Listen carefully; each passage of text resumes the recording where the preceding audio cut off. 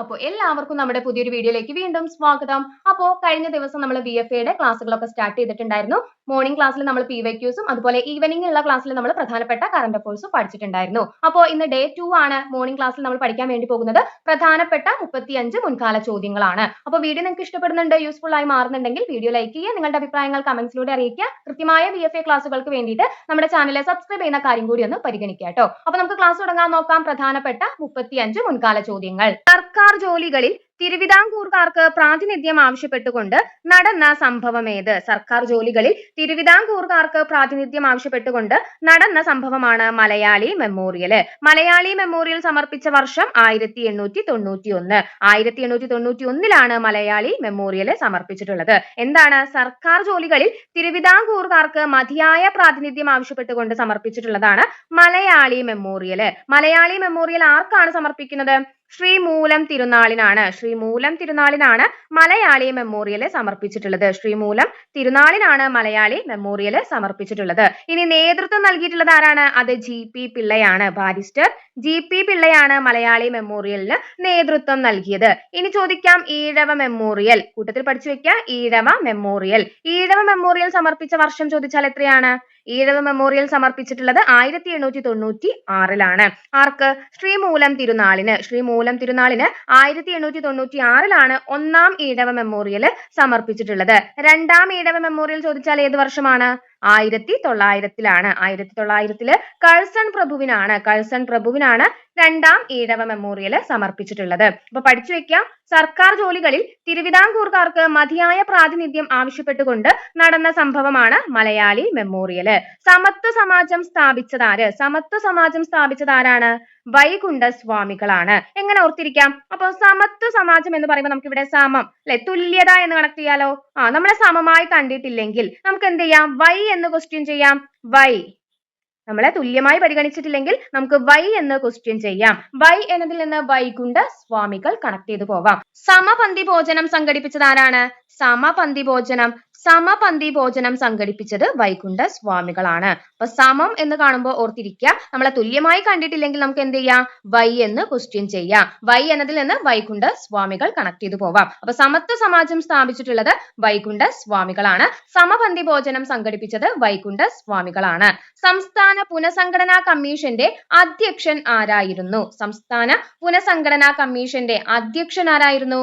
അധ്യക്ഷൻ ഡോക്ടർ ഫസൽ അലിയാണ്. ഫസൽ അലി ആയിരുന്നു സംസ്ഥാന പുനഃസംഘടനാ കമ്മീഷന്റെ അധ്യക്ഷൻ. അപ്പൊ സംസ്ഥാന പുനഃസംഘടനാ കമ്മീഷൻ നിലവിൽ വന്നിട്ടുള്ളത് 1953 1953 നിലവിൽ വന്ന സംസ്ഥാന പുനഃസംഘടനാ കമ്മീഷനിലെ അംഗങ്ങൾ ചോദിച്ചാൽ ആരൊക്കെയാണ്? അപ്പൊ അധ്യക്ഷൻ ഫസൽ അലിയാണ്. അംഗങ്ങൾ ചോദിച്ചാൽ 2 പേരുണ്ട്. ആരൊക്കെയാണ്? മലയാളി ആയിട്ടുള്ള KM പണിക്കർ അല്ലെ, മലയാളി ആയിരുന്ന KM പണിക്കറും അതുപോലെ തന്നെ HN കുൻഷ്രു തുടങ്ങിയവരാണ് സംസ്ഥാന പുനഃസംഘടനാ കമ്മീഷനിലെ അംഗങ്ങൾ. അപ്പോൾ അധ്യക്ഷനായിരുന്നു ഫസൽ അലി. ഇന്ത്യയിലെ ഏറ്റവും വലിയ കൽക്കരിപ്പാടം ചോദിച്ചാൽ അത് ചാറിയയാണ്. ഇന്ത്യയിലെ ഏറ്റവും വലിയ കൽക്കരിപ്പാടം ജാർഖണ്ഡിലെ ചാറിയയാണ്. ദേശീയ തലത്തിൽ ഭരണ ഉദ്യോഗസ്ഥ തലത്തിലുള്ള അഴിമതി തടയുന്നതിനായി സ്ഥാപിക്കപ്പെട്ട സംവിധാനം. അപ്പൊ കഴിഞ്ഞ ക്ലാസ്സിൽ നമ്മൾ കൃത്യമായി തന്നെ പഠിച്ചു പോയിട്ടുണ്ട്. ദേശീയ തലത്തിൽ അഴിമതി തടയുന്നതിന് വേണ്ടിയിട്ട് രൂപീകരിക്കപ്പെട്ടിട്ടുള്ള സ്ഥാപനമാണ് ലോക്പാല്. ദേശീയ തലത്തിൽ അഴിമതി തടയുന്നതിന് വേണ്ടിയിട്ട് രൂപീകരിക്കപ്പെട്ടിട്ടുള്ളത് ലോക്പാലാണ്. സംസ്ഥാന തലത്തിൽ അഴിമതി തടയാൻ വേണ്ടിയിട്ട് രൂപീകരിക്കപ്പെട്ട സ്ഥാപനമാണ് ലോകായുക്ത. അപ്പോ ആദ്യത്തെ ലോക്പാൽ ചോദിച്ചാൽ ആരാണ് ആദ്യ ലോക്പാല്? അത് പിനാക്കി ചന്ദ്രഘോഷ് ആണ്. നമ്മൾ കഴിഞ്ഞ ക്ലാസ്സിൽ കൃത്യമായി പഠിച്ചിട്ടുണ്ടായിരുന്നു. പിനാക്കി ചന്ദ്രഘോഷ്. നിങ്ങൾക്ക് ആൻസർ കിട്ടിയിരുന്നോ? പിനാക്കി ചന്ദ്രഘോഷ് ആണ് ഇന്ത്യയിലെ ആദ്യ ലോക്പാല്. അപ്പോ നിലവിൽ ചോദിച്ചാൽ ആരാണ്? അത് അജയ് മണിക്റാവു ഖാൻവിൽക്കർ ആണ്. അജയ് മണിക്റാവു ഖാൻവിൽക്കർ, AM ഖാൻവിൽക്കർ ആണ് നിലവിൽ ലോക്പാല്. ഇനി ആദ്യത്തെ കേരള സംസ്ഥാന ലോകായുക്ത ചോദിച്ചാൽ ആരായിരുന്നു ആദ്യത്തെ ലോകായുക്ത? അത് PC ബാലകൃഷ്ണ മേനോൻ ആണ്. PC ബാലകൃഷ്ണ മേനോൻ. അങ്ങനെയാണെങ്കിൽ നിലവിൽ ആരാണ്? നിലവിലെ ലോകായുക്ത ചോദിച്ചാൽ N അനിൽകുമാർ ആണ്. N അനിൽകുമാർ ആണ് നിലവിലെ ലോകായുക്ത. അപ്പോ ദേശീയ തലത്തിൽ അഴിമതി തടയുന്നതിന് വേണ്ടിയിട്ട് രൂപീകരിക്കപ്പെട്ട സ്ഥാപനമാണ് ലോക്പാല്. സംസ്ഥാന തലത്തിൽ ലോകായുക്തയാണ്. ദേശീയ മനുഷ്യാവകാശ കമ്മീഷൻ നിലവിൽ വന്നത് എന്ന്. ദേശീയ മനുഷ്യാവകാശ കമ്മീഷൻ നിലവിൽ വന്നത് ഏത് വർഷമാണ്? 1993 ഒക്ടോബർ 12. അപ്പോ മുൻപ് നമ്മൾ പഠിച്ചിട്ടുണ്ടായിരുന്നു അല്ലെ, ഒരു കോഡ് പോലെ പറഞ്ഞിട്ടുണ്ടായിരുന്നു, വനിതകളാണ് മനുഷ്യാവകാശത്തിന് വേണ്ടിയിട്ട് പോരാടിയത്. അപ്പോ 1992 ദേശീയ വനിതാ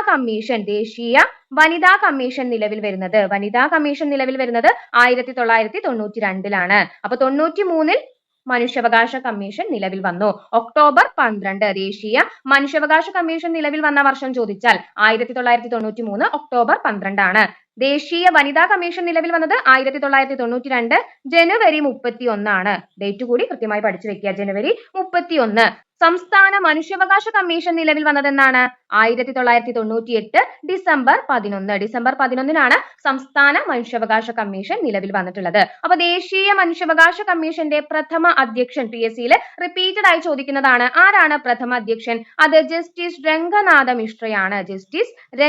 മിശ്രയാണ്. ദേശീയ മനുഷ്യാവകാശ കമ്മീഷന്റെ പ്രഥമ അധ്യക്ഷൻ. സംസ്ഥാന മനുഷ്യാവകാശ കമ്മീഷന്റെ പ്രഥമ അധ്യക്ഷൻ ചോദിച്ചാൽ MM പരീദ് പിള്ളയാണ്. MM പരീദ് പിള്ളയാണ് സംസ്ഥാന മനുഷ്യാവകാശ കമ്മീഷന്റെ പ്രഥമ അധ്യക്ഷൻ. ഭരണഘടനയുടെ 61 ഭേദഗതി എന്തുമായി ബന്ധപ്പെട്ടതാണ്? ഭരണഘടനയുടെ 61 ഭേദഗതി എന്തുമായി ബന്ധപ്പെട്ടിരിക്കുന്നു? വോട്ട് ചെയ്യാനുള്ള കുറഞ്ഞ പ്രായം 18 വയസ്സാക്കി. അപ്പൊ വോട്ടിംഗ് പ്രായം 21 നിന്നും 18 ആക്കി കുറച്ചിട്ടുള്ളത് 1989 61 ഭരണഘടനാ ഭേദഗതിയാണ്. അപ്പോ 61 ഭരണഘടനാ ഭേദഗതി വോട്ട് ചെയ്യാനുള്ള കുറഞ്ഞ പ്രായം എത്രയാക്കി? 18 വയസ്സാക്കി കുറച്ചു. ഭരണഘടനയിൽ മതസ്വാതന്ത്ര്യത്തിനുള്ള അവകാശത്തെ സംബന്ധിച്ച് പ്രതിപാദിക്കുന്ന വകുപ്പുകൾ. മതസ്വാതന്ത്ര്യത്തെ കുറിച്ച് പ്രതിപാദിക്കുന്ന വകുപ്പുകൾ ചോദിച്ചാൽ 25 മുതൽ 28 വരെയാണ്. ആർട്ടിക്കിൾ 25 മുതൽ 28 വരെയാണ് മതസ്വാതന്ത്ര്യത്തിനുള്ള അവകാശത്തെ കുറിച്ച് പ്രതിപാദിക്കുന്നത്. PSC റിപ്പീറ്റഡ് ആയി ചോദിക്കുന്ന കുറച്ച് ആർട്ടിക്കിൾ ഉണ്ട്. അപ്പോ ഏതൊക്കെയാ? 15, 16, 17 PSC റിപ്പീറ്റഡ് ആയി ചോദിക്കാറുണ്ട്. 17 എന്താണ്? അയിത്ത നിർമാർജനമാണ്. മഹാത്മാഗാന്ധി കി ജയ് എന്ന മുദ്രാവാക്യത്തോട് കൂടിയിട്ട് നിലവിൽ വന്നിട്ടുള്ള ആർട്ടിക്കിൾ ആണ് ആർട്ടിക്കിൾ 17. ആർട്ടിക്കിൾ 17 എന്താണ്? അയിത്ത നിർമാർജനമാണ്. ആർട്ടിക്കിൾ 16 എന്താണ്? അവസര സമത്വമാണ് ആർട്ടിക്കിൾ 16. 15 വിവേചനം പാടില്ല എന്നതാണ്. വിവേചനം പാടില്ല. അതുപോലെ ചോദിക്കാറുണ്ട് ആർട്ടിക്കിൾ 24. ആർട്ടിക്കിൾ 24 ബാലവേല നിരോധനമാണ്. ബാലവേല നിരോധനം. അപ്പൊ പഠിച്ചു വെക്കുക.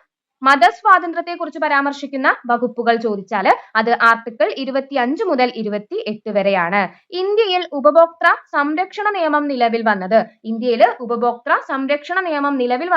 1986 ഡിസംബർ 24 അപ്പോ ഇന്ത്യയിൽ എന്താണ്? ഡിസംബർ 24 ഉപഭോക്തൃ സംരക്ഷണ ദിനമായിട്ട് ആചരിക്കുന്നുണ്ട്. 1986 ഡിസംബർ 24 ഇന്ത്യയിൽ ഉപഭോക്തൃ സംരക്ഷണ നിയമം നിലവിൽ വന്നിട്ടുള്ളത്. അപ്പൊ ഡിസംബർ 24 ഇന്ത്യയിൽ ഉപഭോക്തൃ സംരക്ഷണ ദിനമായിട്ട് ആചരിക്കുന്നു. ഗ്രാമീണ കാർഷിക വികസനത്തിനായി പ്രവർത്തിക്കുന്ന ഇന്ത്യയിലെ ഏറ്റവും ഉയർന്ന ബാങ്ക്. ഗ്രാമീണ കാർഷിക വികസനത്തിനായി പ്രവർത്തിക്കുന്ന ഇന്ത്യയിലെ ഏറ്റവും ഉയർന്ന ബാങ്കാണ് നബാർഡ്. നബാർഡിന്റെ ആസ്ഥാനം ചോദിച്ചാൽ എവിടെയാണ്? നബാർഡിന്റെ ആസ്ഥാനം ചോദിച്ചാൽ മുംബൈയാണ്. നബാർഡ് സ്ഥാപിതമായ വർഷം ചോദിച്ചാൽ 1982 ജൂലൈ 12 നബാർഡ് സ്ഥാപിതമായത്. അപ്പൊ ഗ്രാമീണ കാർഷിക വികസനത്തിനായി പ്രവർത്തിക്കുന്ന ഇന്ത്യയിലെ ഏറ്റവും ഉയർന്ന ബാങ്കാണ് നബാർഡ്. കോശാസ്തികൂടം എന്നറിയപ്പെടുന്നത് എൻഡോപ്ലാസ്മിക് റെറ്റിക്കുലമാണ്. Endoplasmic reticulum. ആനക്കൊമ്പൻ ഏത് വിളയുടെ നാടൻ ഇനത്തിന് ഉദാഹരണമാണ്? ആനക്കൊമ്പൻ ഏത് വിളയുടെ നാടൻ ഇനമാണ്? വെണ്ട. വെണ്ടയുടെ അത്യുൽപാദന ശേഷിയുള്ള വിത്തിനങ്ങൾ ചോദിച്ചാൽ ഏതൊക്കെയാണ്? കിരണും സൽകീർത്തിയുമാണ്. കിരൺ, സൽകീർത്തി തുടങ്ങിയവ വെണ്ടയുടെ സങ്കര ഇനം വിത്തിനങ്ങളാണ്. ഇനി ചോദിക്കാം മുളകിന്റെ. SCRT കൃത്യമായി പഠിക്കുന്നുണ്ട്. മുളകിന്റെ സങ്കര ഇനം വിത്തിനങ്ങൾ ചോദിച്ചാൽ ഉജ്ജ്വലയും ജ്വാലാമുഖിയുമാണ്. ഉജ്ജ്വലയും ജ്വാലാമുഖിയും മുളകിന്റെ സങ്കര ഇനം വിത്തിനങ്ങളാണ്. പയറിന്റെ സങ്കര ഇനങ്ങൾ ചോദിച്ചാൽ ഏതൊക്കെയാണ്? പയറ്, ഭാഗ്യലക്ഷ്മി, ജ്യോതിക, ഭാഗ്യലക്ഷ്മി, ജ്യോതിക. ജ്യോതിക പയറിന്റെ സങ്കര ഇനം വിത്തിനങ്ങളാണ്. നെല്ലിന്റെ ചോദിച്ചാൽ ഏതൊക്കെയാണ്? നെല്ല് പവിത്ര, അന്നപൂർണ. പവിത്ര, അന്നപൂർണ. അപ്പൊ കൃത്യമായി തന്നെ പഠിച്ചു വെക്കുക. SCRT പോയിന്റ്സ് ആണ്. മുളകിന്റെ സങ്കര ഇനം ചോദിച്ചാൽ ഉജ്ജ്വലയും ജ്വാലാമുഖിയുമാണ്. പയറ് ഭാഗ്യലക്ഷ്മി, ജ്യോതിക. ഭാഗ്യലക്ഷ്മിയും ജ്യോതികയും പയറിന്റെ സങ്കര ഇനം വിത്തിനങ്ങളാണ്. നെല്ലിന്റെ സങ്കര ഇനം വിത്തിനം ചോദിച്ചാൽ പവിത്രയും അന്നപൂർണയുമാണ്. അപ്പോ വെണ്ട നമ്മൾ പഠിച്ചു, കിരൺ, സൽകീർത്തി. അതുപോലെ തന്നെ ആനക്കൊമ്പൻ. ആനക്കൊമ്പൻ ഏതു വിളയുടെ നാടൻ ഇനത്തിന് ഉദാഹരണമാണ് എന്ന് ചോദിച്ചാൽ വെണ്ടയാണ്. ഹൃദയ അറകളുടെ സങ്കോചത്തിന് എന്താണ് പറയുന്നത്? ഹൃദയ അറകളുടെ സങ്കോചത്തിന് പറയുന്നത് സിസ്റ്റളി. സിസ്റ്റളി എന്നാണ്.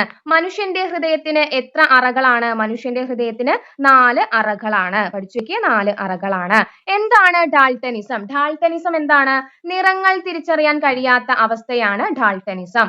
സാധാരണയായി പാചകപാത്രങ്ങളുടെ കൈപ്പിടികൾ നിർമ്മിക്കാൻ ഉപയോഗിക്കുന്ന പ്ലാസ്റ്റിക് ഏത്? സാധാരണയായി പാചകപാത്രങ്ങളുടെ കൈപ്പിടികൾ നിർമ്മിക്കാൻ ഉപയോഗിക്കുന്ന പ്ലാസ്റ്റിക് ചോദിച്ചാൽ അത് ബേക്കലൈറ്റ് ആണ്. ബേക്കലൈറ്റ്. സാധാരണയായി പാചകപാത്രങ്ങളുടെ കൈപ്പിടികൾ നിർമ്മിക്കാൻ ഉപയോഗിക്കുന്ന പ്ലാസ്റ്റിക് ആണ് ബേക്കലൈറ്റ്. പൈത്തൺ സോഫ്റ്റ്വെയർ എന്തിനുള്ളതാണ്? പൈത്തൺ എന്തിനുള്ളതാണ്? പ്രോഗ്രാമിങ്ങിന് വേണ്ടി യൂസ് ചെയ്യുന്ന സോഫ്റ്റ്വെയർ ആണ് പൈത്തൺ. ഓൺലൈൻ ഇടപാടുകളെ കൂടുതൽ സുരക്ഷിതമാക്കാൻ ഉപയോഗിക്കുന്ന OTP സംവിധാനത്തിന്റെ പൂർണ്ണരൂപം. OTP എന്നതിന്റെ പൂർണ്ണരൂപം ചോദിച്ചാൽ വൺ ടൈം പാസ്വേഡ് എന്നതാണ്. One time password. കഴിഞ്ഞ ക്ലാസ്സിൽ നമ്മൾ പഠിച്ചിട്ടുണ്ടായിരുന്നു URL. എന്തായിരുന്നു URL? യൂണിഫോം റിസോഴ്സ് ലൊക്കേറ്റർ എന്നതാണ് URL എന്നതിന്റെ പൂർണ്ണരൂപം. അപ്പോൾ OTP എന്നതിന്റെ പൂർണ്ണരൂപം ചോദിച്ചാൽ വൺ ടൈം പാസ്വേഡ് എന്നതാണ്. One time password. ഓർമ്മകളുടെ ഭ്രമണപഥം. ഓർമ്മകളുടെ ഭ്രമണപഥം എന്നത് ആരുടെ ആത്മകഥയാണ്? ഓർമ്മകളുടെ ഭ്രമണപഥം ആരുടെ ആത്മകഥയാണ്? നമ്പി നാരായണൻ. അപ്പൊ എങ്ങനെ ഓർക്കാം? ഭ്രമണം ചെയ്യുക അല്ലെ? നമ്മുടെ തമ്പ് വെച്ചിട്ട് തമ്പിൽ ഭ്രമണം ചെയ്യുക എന്നൊക്കെ ഓർക്കാം. തമ്പില് ഭ്രമണം ചെയ്യുക. തമ്പ്, നമ്പി. അപ്പോ ഓർമ്മകളുടെ ഭ്രമണപഥം ആരുടെ ആത്മകഥയാണ്? നമ്പി നാരായണൻ. കേരള ഫോക്ലോർ അക്കാദമിയുടെ മുഖപത്രം. കേരള ഫോക്ലോർ അക്കാദമിയുടെ മുഖപത്രം ചോദിച്ചാൽ ഏതാണ്? പൊലിയാണ്. കേരള ഫോക്ലോർ അക്കാദമിയുടെ മുഖപത്രമാണ് പൊലി. കേരള ഫോക്ലോർ അക്കാദമിയുടെ ആസ്ഥാനം ചോദിച്ചാൽ എവിടെയാണ്? അത് കണ്ണൂർ ജില്ലയിലാണ്. ആസ്ഥാനം കണ്ണൂരാണ്. കണ്ണൂർ ജില്ലയിലെ ചിറക്കലാണ്. ചിറക്കലാണ് കേരള ഫോക്ലോർ അക്കാദമിയുടെ ആസ്ഥാനം. ഇനി നിലവിലെ ചെയർമാൻ ചോദിച്ചാൽ ആരാണ്? കേരള ഫോക്ലോർ അക്കാദമിയുടെ നിലവിലെ ചെയർമാൻ OS ഉണ്ണികൃഷ്ണനാണ്. OS ഉണ്ണികൃഷ്ണനാണ് നിലവിലെ ചെയർമാൻ. ആസ്ഥാനം കണ്ണൂർ ജില്ലയിലെ ചിറക്കലാണ്. കേരള ഫോക്ലോർ അക്കാദമിയുടെ മുഖപത്രം പഠിച്ചു വെക്കുക, അത് പൊലിയാണ്. എങ്ങനെ ഓർക്കാം? അപ്പൊ കേരള ഫോക്ലോർ അക്കാദമി എന്ന് പറയുന്നത് നമ്മുടെ നാടൻ കലകളെ സംരക്ഷിക്കുന്നതിന് വേണ്ടിയിട്ടാണ്. അപ്പൊ പൊലി എന്ന വേർഡും നമ്മൾ അതുമായി ബന്ധപ്പെട്ട് പറയുന്നതാണ് അല്ലെ. അപ്പോ കേരള ഫോക്ലോർ അക്കാദമിയുടെ മുഖപത്രമാണ് പൊലി. മലബാർ സുന്ദരി ആര് വരച്ച ചിത്രമാണ്? മലബാർ സുന്ദരി ആര് വരച്ച ചിത്രമാണ്? രാജാ രവിവർമ്മ. വീരസേനന്റെ പുത്രനെ എന്താ പറയുന്നത്? വൈരസേനി എന്നതാണ്. വീരസേനന്റെ പുത്രൻ എന്ത് പേരിൽ അറിയപ്പെടുന്നു? വൈരസേനി എന്നാണ് വീരസേനന്റെ പുത്രനെ വിളിക്കുന്നത്. വിലാസിനി എന്ന തൂലികാനാമത്തിൽ അറിയപ്പെടുന്നത് ആരാണ്? വിലാസിനി എന്ന തൂലികാനാമത്തിൽ അറിയപ്പെടുന്നത് MK മേനോൻ. എങ്ങനെ കണക്ട് ചെയ്യാം? അപ്പൊ വിലാസിനി എന്ന് പറയുമ്പോൾ ഇവിടെ വില എന്ന് കണക്ട് ചെയ്യാം. നമ്മുടെ നോട്ടിന് അല്ലെ, കറൻസിക്ക് വില ഉണ്ടാവുന്നത് എപ്പോഴാ? നമ്മുടെ ഗാന്ധിജി, MK മഹാത്മാഗാന്ധിയുടെ ചിത്രമുള്ള നോട്ട് അല്ലെ. വില എന്നതിൽ നിന്ന് വിലാസിനി കണക്ട് ചെയ്യാം. അപ്പൊ MK എന്നതിൽ നിന്ന് MK മേനോൻ. വിലാസിനി എന്ന തൂലികാനാമത്തിൽ അറിയപ്പെടുന്നത് MK മേനോൻ ആണ്. കേരള സ്കോട്ട് എന്നറിയപ്പെടുന്ന സാഹിത്യകാരൻ. കേരള സ്കോട്ട് എന്നറിയപ്പെടുന്നത് CV രാമൻ പിള്ളയാണ്. അപ്പൊ എങ്ങനെ ഓർക്കാം? കേരള സ്കോട്ട് എന്ന് പറയുമ്പോൾ നമുക്ക് ഇവിടെ കോട്ട് എന്ന് കണക്ട് ചെയ്യാം. നമ്മൾ CV വെക്കുമ്പോൾ അല്ലെ, CVയിലെ ചിത്രം എങ്ങനെയാണ്? കോട്ടൊക്കെ ധരിച്ചുകൊണ്ടാണ് എന്നോർത്താല് കേരള സ്കോട്ട് എന്നറിയപ്പെടുന്ന സാഹിത്യകാരനാണ് CV രാമൻ പിള്ള. ജലത്തിന് ഏറ്റവും കൂടുതൽ സാന്ദ്രത ഉണ്ടാകുന്ന താപനില. ജലത്തിന് ഏറ്റവും കൂടുതൽ സാന്ദ്രത ഉണ്ടാകുന്ന താപനില ചോദിച്ചാൽ 4 ഡിഗ്രി സെൽഷ്യസ് ആണ്. ജലത്തിന്റെ തിളനില ചോദിച്ചാൽ എത്രയാണ്? അത് 100 ഡിഗ്രി സെൽഷ്യസ് ആണ്. ജലത്തിന് ഏറ്റവും കൂടുതൽ സാന്ദ്രത ചോദിച്ചാൽ അത് 4 ഡിഗ്രി സെൽഷ്യസ് ആണ്. ഓസോൺ പാളി സ്ഥിതി ചെയ്യുന്ന ഭൗമാന്തരീക്ഷ ഭാഗം. ഓസോൺ പാളി സ്ഥിതി ചെയ്യുന്ന ഭൗമാന്തരീക്ഷ ഭാഗമാണ് സ്ട്രാറ്റോസ്ഫിയർ. സ്ട്രാറ്റോസ്ഫിയറിലാണ് ഓസോൺ പാളി സ്ഥിതി ചെയ്യുന്നത്. ശരീരത്തിൽ കാൽസ്യത്തിന്റെ ആഗിരണത്തെ ഉത്തേജിപ്പിക്കുന്ന വിറ്റാമിൻ. ശരീരത്തിൽ കാൽസ്യത്തിന്റെ ആഗിരണത്തെ ഉത്തേജിപ്പിക്കുന്ന വിറ്റാമിൻ ആണ് വിറ്റാമിൻ ഡി. വിറ്റാമിൻ ഡി ആണ് ശരീരത്തിൽ കാൽസ്യത്തിന്റെ ആഗിരണത്തെ ഉത്തേജിപ്പിക്കുന്നത്.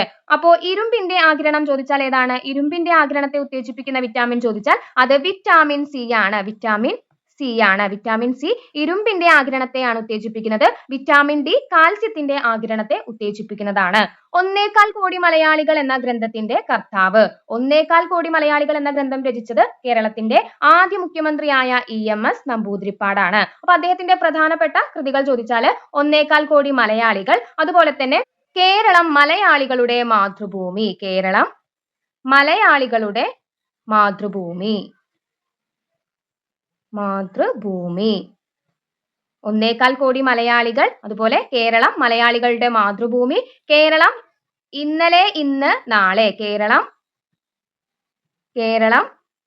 ഇന്നലെ ഇന്ന് നാളെ. ഇതെല്ലാം EMS നമ്പൂതിരിപ്പാടിന്റെ പ്രധാനപ്പെട്ട കൃതികളാണ്. ഓർത്തിരിക്കുക, 1.25 കോടി മലയാളികൾ, കേരളം മലയാളികളുടെ മാതൃഭൂമി, കേരളം ഇന്നലെ ഇന്ന് നാളെ. ക്ഷേത്രപ്രവേശന വിളംബരം നടന്ന വർഷം. ക്ഷേത്രപ്രവേശന വിളംബരം പുറപ്പെടുവിച്ചിട്ടുള്ളത് 1936 നവംബർ 12-നാണ്. ക്ഷേത്രപ്രവേശന വിളംബരം 1936 നവംബർ 12-നാണ്. ക്ഷേത്രപ്രവേശന വിളംബരം പുറപ്പെടുവിച്ച ഭരണാധികാരി ചോദിച്ചാൽ ആരാണ്? ചിത്തിര തിരുനാളാണ്. ചിത്തിര തിരുനാളാണ്. എങ്ങനെ ഓർക്കുക? നമ്മൾ പറഞ്ഞിരുന്നു ക്ഷേത്രത്തിൽ നല്ല തിരക്ക്. തിരക്ക് എന്നതിൽ നിന്ന് ചിത്തിര എന്ന് കണക്ട് ചെയ്യാലോ. ക്ഷേത്രത്തിൽ നല്ല തിരക്കാണ് എന്നോർത്താൽ ചിത്തിര തിരുനാൾ കണക്ട് ചെയ്ത് വെക്കാം. ഇനി ആ സമയത്തെ തിരുവിതാംകൂർ ദിവാൻ ചോദിച്ചാൽ ആരാണ്? രാമസ്വാമി അയ്യറാണ്. അപ്പോ അദ്ദേഹത്തിന്റെ പേരിൽ ആഘോടിന്റെ പേര് വരുന്നുണ്ട് എന്ന രീതിയിൽ രാമസ്വാമി. അപ്പോ ക്ഷേത്രപ്രവേശന വിളംബരം നടന്ന വർഷം ചോദിച്ചാൽ 1936 നവംബർ 12-ആണ്. സമൂഹത്തിലെ അനാചാരങ്ങളും അസമത്വങ്ങളും ഇല്ലാതാക്കുന്നതിന് വേണ്ടി അയ്യങ്കാളി ആരംഭിച്ച പരിഷ്കരണ പ്രസ്ഥാനം. അയ്യങ്കാളി ആരംഭിച്ച പരിഷ്കരണ പ്രസ്ഥാനം ഏതാണ്? അത് സാധുജന പരിപാലന സംഘമാണ്. അപ്പൊ എങ്ങനെ ഓർക്കാം? അയ്യങ്കാളി സാധുജനങ്ങൾക്ക് വേണ്ടി പോരാടി എന്നോർത്താല് അല്ലെ, സാധുജന പരിപാലന സംഘം സ്ഥാപിച്ചിട്ടുള്ളത് അയ്യങ്കാളിയാണ്. ലോക ഭൗമദിനമായി ആചരിക്കുന്നത്. ലോക ഭൗമദിനം ഏപ്രിൽ 22 ലോക ഭൗമദിനമായിട്ട് ആചരിക്കുന്നു. ഹസാരിബാഗ് നാഷണൽ പാർക്ക് സ്ഥിതി ചെയ്യുന്ന സംസ്ഥാനം. ഹസാരിബാഗ് നാഷണൽ പാർക്ക് ഏത് സംസ്ഥാനത്താണ്? ജാർഖണ്ഡിലാണ്. അപ്പോ ബാഗിനകത്ത് ജാറ് എന്ന രീതിയിൽ നമുക്ക് ഓർത്തിരിക്കാം. ഹസാരിബാഗ് നാഷണൽ പാർക്ക് സ്ഥിതി ചെയ്യുന്നത് ജാർഖണ്ഡിലാണ്. പ്രാതിനിധ്യമില്ലാതെ നികുതിയില്ല ഏത് സ്വാതന്ത്ര്യ സമരവുമായി ബന്ധപ്പെട്ട മുദ്രാവാക്യമാണ്? ഏതാണ്? അമേരിക്കൻ സ്വാതന്ത്ര്യ സമരം. അപ്പൊ എങ്ങനെ ഓർക്കാം? അപ്പോ എങ്ങനെ കണക്ട് ചെയ്ത് വെക്കാം? നമ്മുടെ അമ്മമാര് പറയുന്ന പോലെ നമുക്ക് ഓർക്കാം.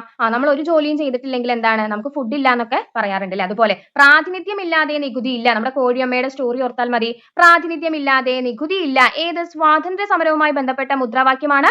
അമേരിക്കൻ സ്വാതന്ത്ര്യ സമരം. ദേശീയ മനുഷ്യാവകാശ ദിനം. ദേശീയ മനുഷ്യാവകാശ ദിനമായി ആചരിക്കുന്നത് ഡിസംബർ 10-ആണ്. ഡിസംബർ 10 ദേശീയ മനുഷ്യാവകാശ ദിനമായിട്ട് ആചരിക്കുന്നു. ഇന്ത്യയിലെ ആദ്യത്തെ മനുഷ്യാവകാശ കമ്മീഷണർ. അപ്പൊ നേരത്തെ നമ്മൾ പഠിച്ചല്ലോ ഇന്ത്യയിലെ ആദ്യത്തെ ദേശീയ മനുഷ്യാവകാശ കമ്മീഷന്റെ ചെയർമാൻ ചോദിച്ചാൽ അത് ജസ്റ്റിസ് രംഗനാഥ മിശ്രയാണ്. ദേശീയ മനുഷ്യാവകാശ കമ്മീഷൻ നിലവിൽ വന്നത് 1993 ഒക്ടോബർ 12. ഒക്ടോബർ 12-നാണ് ദേശീയ മനുഷ്യാവകാശ കമ്മീഷൻ നിലവിൽ വരുന്നത്.